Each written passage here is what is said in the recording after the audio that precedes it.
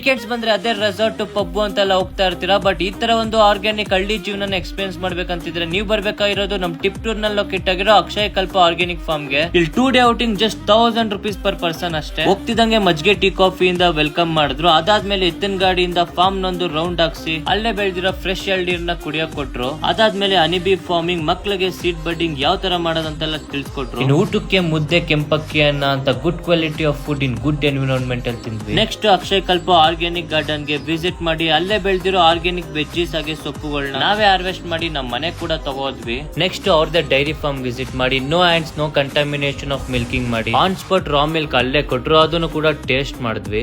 ಇನ್ನು ಸಂಜೆ ಸ್ನಾಕ್ಸ್ ತಿನ್ಕೊಂಡು ನೈಟ್ ಫೈರ್ ಕ್ಯಾಂಪ್ ನಲ್ಲಿ ಸ್ಟೆಪ್ ಹಾಕೊಂಡು ಡೈರೆಕ್ಟ್ ಹೋಗಿದೆ ನಮ್ ಟೆಂಟ್ ಸ್ಟೇಗೆ. ನೈಟ್ ಒಳ್ಳೆ ನಿದ್ದೆ ಮಾಡಿ ಬೆಳಗ್ಗೆ ಎದ್ದು ಫ್ರೆಶ್ ಅಪ್ ಆಗಿ ಆರ್ಗ್ಯಾನಿಕ್ ಹನಿ ಬ್ರೆಡ್ ಬಟರ್ ತಿಂದು ಫ್ಯಾಮಿಲಿ ಜೊತೆ ಒಂದ್ ಒಳ್ಳೆ ಮೆಮೊರೇಬಲ್ ಪಿಕ್ ತಗೊಂಡು ಚೆಕ್ಔಟ್ ಆದ್ವಿ. ಸೊ ಇನ್ನು ಈ ಪ್ಲೇಸ್ ನ ವಿಸಿಟ್ ಮಾಡಿಲ್ಲ ಅಂದ್ರೆ ಆದಷ್ಟು ಬೇಗ ವಿಸಿಟ್ ಮಾಡಿ. ಮೋರ್ ಇನ್ಫಾರ್ಮೇಶನ್ ಗೆ ಕ್ಯಾಪ್ಷನ್ ಚೆಕ್ ಮಾಡಿ.